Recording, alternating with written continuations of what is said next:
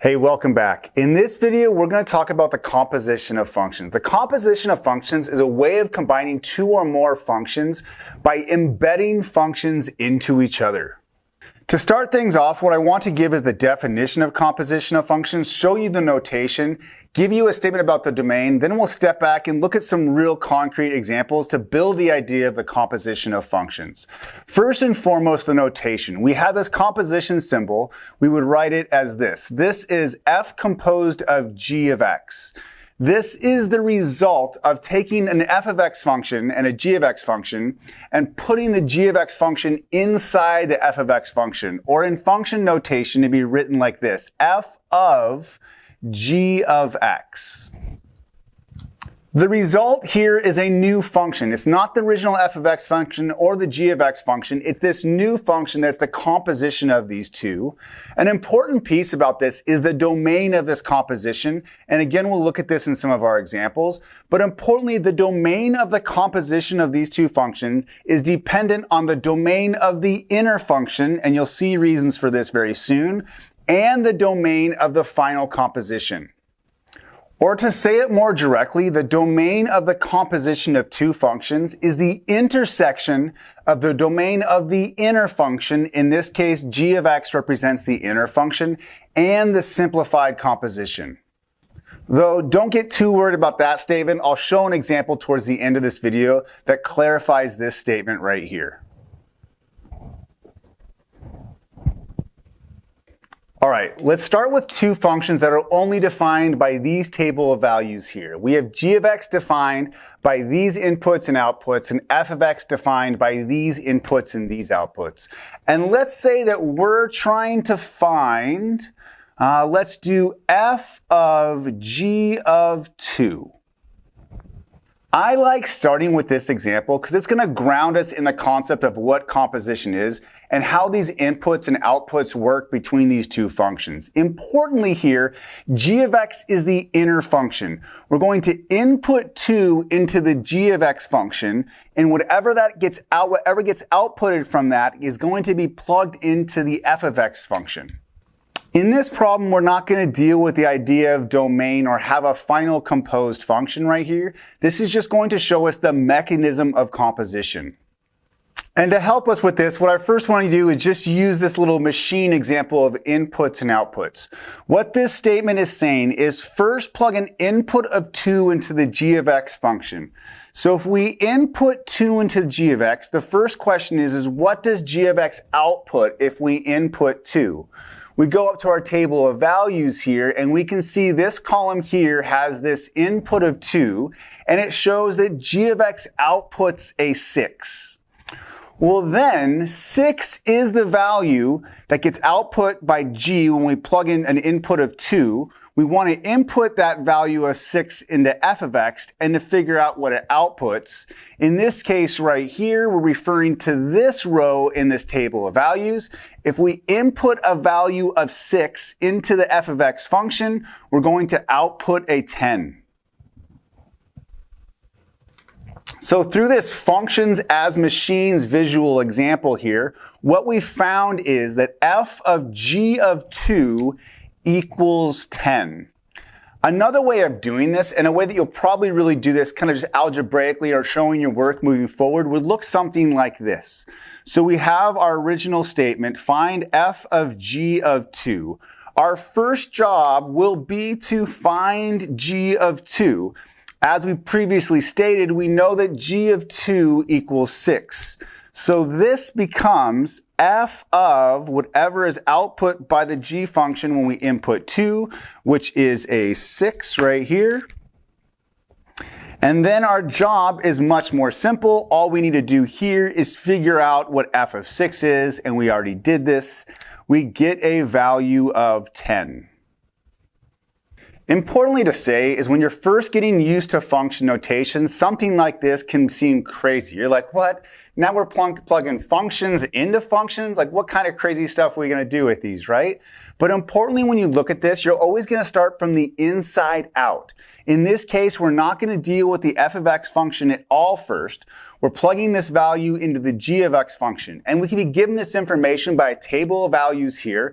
We could be given graphical representations of these functions, or we could actually be given algebraic definitions of these functions. But in either case, what we first do is deal with the innermost function first, evaluate that, replacing now then this g of 2 with just the output value, which simplifies the problem dramatically. Now all we need to do is figure out what does the f function output when we input a value of 6.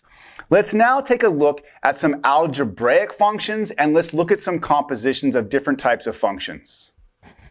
Okay, so in this case, we have three different functions, f, g, and h, and we're given three different questions about the composition of these different functions right here.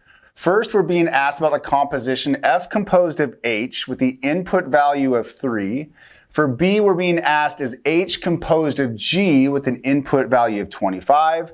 And then in c here, we have f composed of g of x. This is just looking for the composition function. Importantly, when you look at these first two give us an input value. We're expecting an actual real number being output. For C here, we're looking for the composition function. And importantly here, and this is without that statement that we had earlier that says, well, we're going to find this, but we also need to state the domain. And we'll talk about that intersection of the inner function and the final simplified composition. So starting with A right here, what we're looking for is f composed of h of the input value of 3. First things first, I'm going to rewrite this. For me, it's a lot easier to see in this notation right here. This statement right here is actually saying f of h of 3. The first thing that we need to do now is find this h of 3 value. To do that, I'm going to do that on the side right here. I'm going to find h of 3. To find that, again, this value, I simply plug in a 3 into this function right here. And so what I get when I plug in a 3 for x, I get 3 plus 7, which outputs a 10. So h of 3 is equal to 10, making this question turn into f of 10. And then to find out f of 10, what I need to do is plug 10 into the f of x function right here. And this will then equal x squared. So I have 10 squared plus 1. 10 squared is 100 plus 1. This equals 101. And again, this is exactly the same as that previous example where I had those table of values. All I'm going to do is take that input value, plug it into the inner function first. Once I get that value, I then plug that into the outer function. B is very similar in this case, but now what I'm working with is h composed of g. And so I'll write this out. So I have it already in, for me, this nicer notation, h of g of 25. The first work I have to do here is to find g of 25. So again, I'll do that here on the side. So g of 25 is so g of x is the square root of x. So this is the square root of 25. The square root of 25 is just the value 5. So then again, what I'm going to do is I found g of 25 here. I'm going to plug that in so that it's equal to 5. So this becomes h of 5. And now what I'm going to do is plug 5 into the h of x function right here. And again, h of x is simply x plus 7. So this becomes 5 plus 7, which equals 12. To just put a button on these two examples because they are significantly different than what we're going to do in 1 second right here. When I have this notation here, I'm always, me personally, going to rewrite it like this. This reminds me of my inner function right here. My whole job is to find h of 3 first. And I did that here with this side adventure. I found that h of 3 is equal to 10. I then replaced the h of 3 with 10 in this statement right here. And simply then I'm finding f of 10. Exactly the same thing happened with this, finding g of 25 was equal to 5, plugging that in, and then evaluating h of 5 given that function definition. All right, now we'll attack C. So we're being asked to find f of g of x. In this case, importantly, we're not inputting a value, so we're not going to get this same kind of simplified structure. But in this case right here, we're dealing with these two functions right here. And again, remember that when we see this notation, is that f composed of g means that we're plugging the g of x function into the f of x function. And so here, I'll rewrite this as f of g of x. So then now what I'm going to do is simply plug in the g of x function into the f of x function. So g of x right here is defined as the square root of x. So what I'm going to do is plug the square root of x in for anywhere that I see x in the f of x function right here. Or in other words, I have the square root of x and I'm plugging it in for this x right here. When I do that, when I plug this expression in for x, it will look like this. So the f of x function is something squared plus 1. What I'm going to plug in or input into the f of x function is this square root of x. I can then simplify this function. The square and the square root cancel. And what this simplifies down to is x plus 1. So we need to finish this part by tackling the idea of the domain of this composition. Now at this point, hopefully you have enough of an understanding of domain to look at this and to say, well, this is a very simple linear function that has no domain restrictions. You can plug any value in for x here and not break any rules like division by 0 or the square root of a negative number. Though importantly, this is the composition of two functions, and the domain of this function is the intersection of the domain of the inner function, which is g of x, and this final composition right here. So how I always go about doing this is I look at the simplified composition and I state the domain of what I'm looking at right here. And again, this has a domain of all real numbers.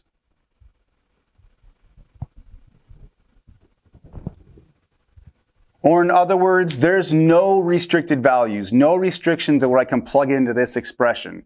But because this is a composition of two functions, I have to look at this and get it restricted by whatever would be restricted in the inner function. And in this case right here, my inner function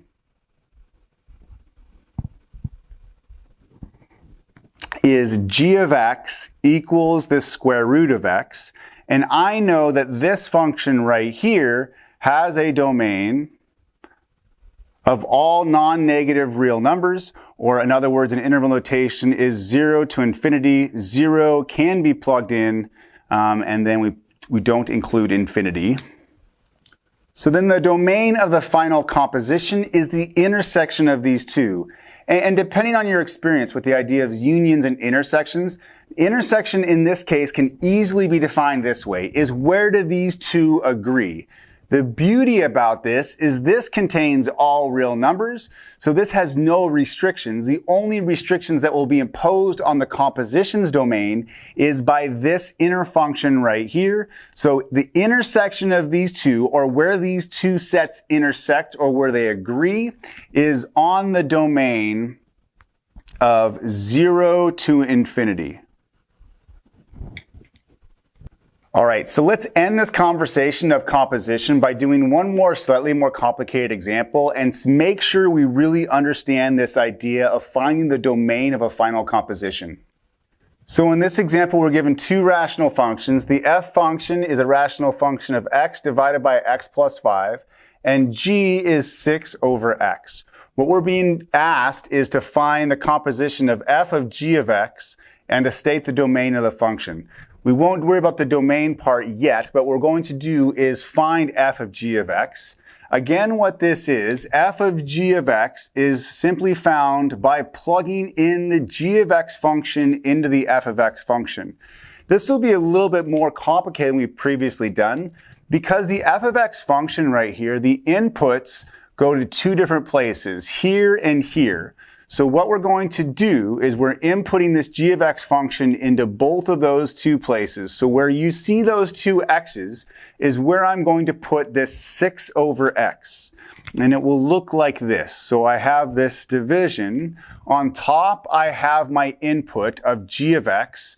So I'm going to plug in the g of x function up here, and that will give me 6 over x. Then in the denominator, I have x plus 5. Again, the input here is this function g of x.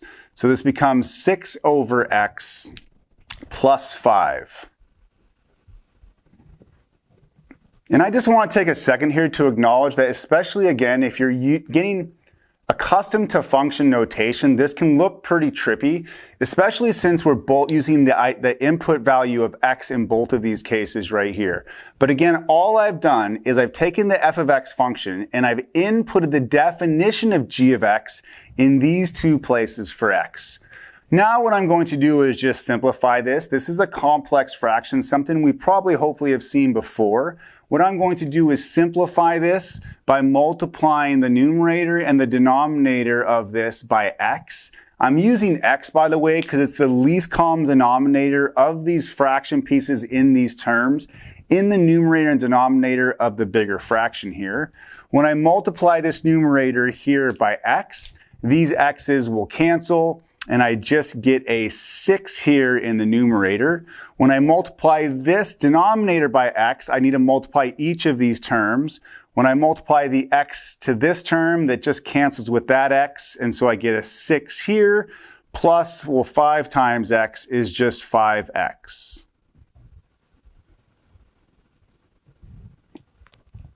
So that is the final composition of these two rational functions here. I now need to tackle the domain. And so what I'm going to do is look at my final simplified composition here and state the domain. Well, this is a rational function, and I know that I can't divide by 0. That's the only restriction I'm dealing with here. And so what I'm going to figure out is when this 6 plus 5x, I'm going to find out when that equals 0. I'll subtract 6 from both sides to get 5x equals negative 6. Divide both sides by 5 to get x equals negative 6/5. So this is the value that creates a 0 here. So the domain of this final version right here, this expression, is simply x cannot be negative 6/5. In interval notation, I could write this as negative infinity to negative 6/5, and union that with negative 6/5 to infinity. I personally appreciate this notation a little bit easier because it's so easy and concise. And again, you've seen this in dealing with domains, but this is simply saying every number except for the number negative 6/5. So that's the domain of the final simplified composition, but we have to consider the domain of the inner function. Going to here, this is a bit easier. This is a rational function. Again, I have to worry about division by 0. I can see this right away is that since this is a very simple expression, just x, I can't have x equals 0. So the domain for the inner function here, again, g of x was plugged into f of x, so it's the inner function. The domain is all real numbers except for x cannot be 0, or again, in interval notation, that would be negative infinity to 0, and then 0 to infinity.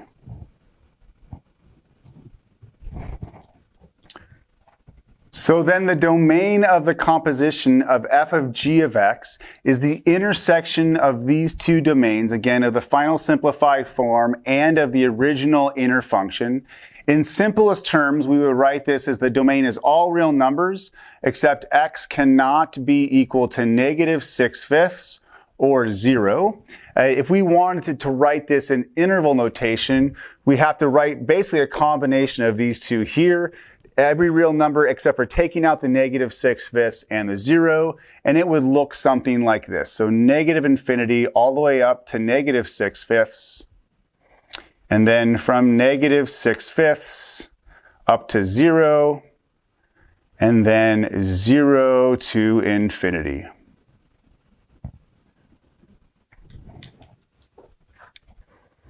And just to wrap things up real fast, first and foremost, we haven't shown you a lot of application examples, but actually the composition of functions is extremely important in mathematics, especially high-level mathematics, calculus, and beyond.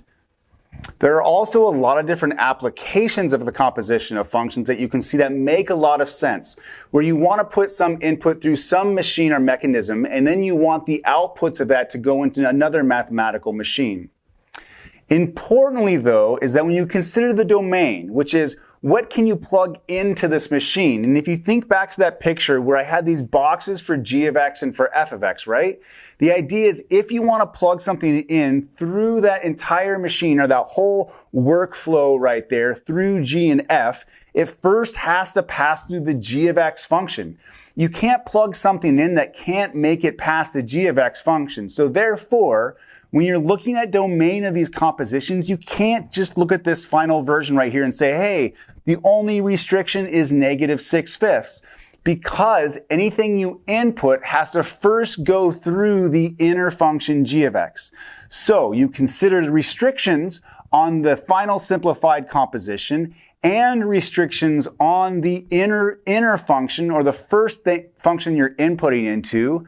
And the domain of the composition, of the combining of these two functions, is the intersection, you take all the restrictions of the inner function and the final form to find your final domain.